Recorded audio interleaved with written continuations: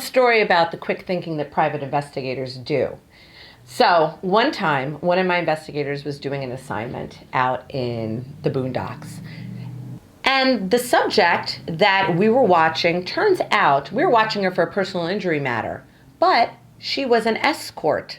So, as luck would have it, she was already kind of looking over her shoulder to make sure that nobody was following her. So, we didn't know, we presumed an escort because she had met more than one guy.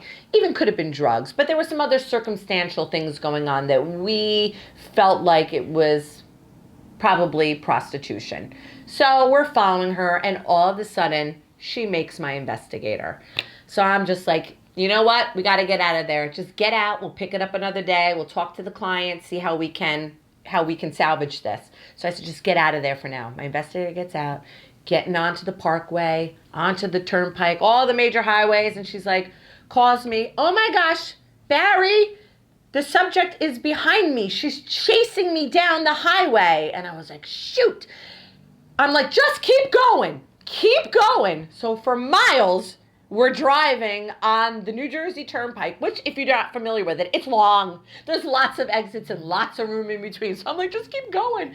So Jen calls me. She says, Bari, we're now at another exit. She's still behind me. I'm like, she's got to turn off at some point. She's got to turn off. She's got to go back home. Who has time to do this? Well, maybe a prostitute does. I don't know. But anyway, she's following her, not letting up. I'm like, how are we going to get her to stop following? I'm in the office with one of my investigators, another investigator who happens to be a male investigator.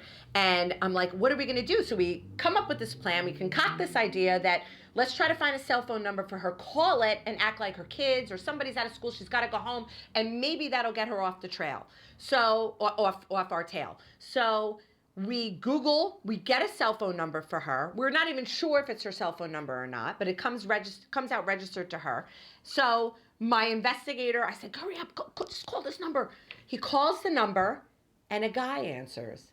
And he says, oh, hi, is this the subject's name? And the guy sounds pretty pissed, and he's like, no, who's this?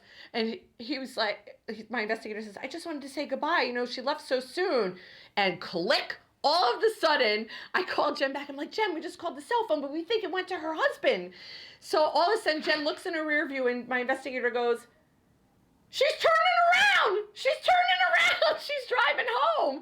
So what happened was, whoever it was that we called, we think it was her husband, was like, dude, some guy just called me. What were you doing? Where are you? Get home now. She legit pulled over on the shoulder and was getting off the exit to turn around.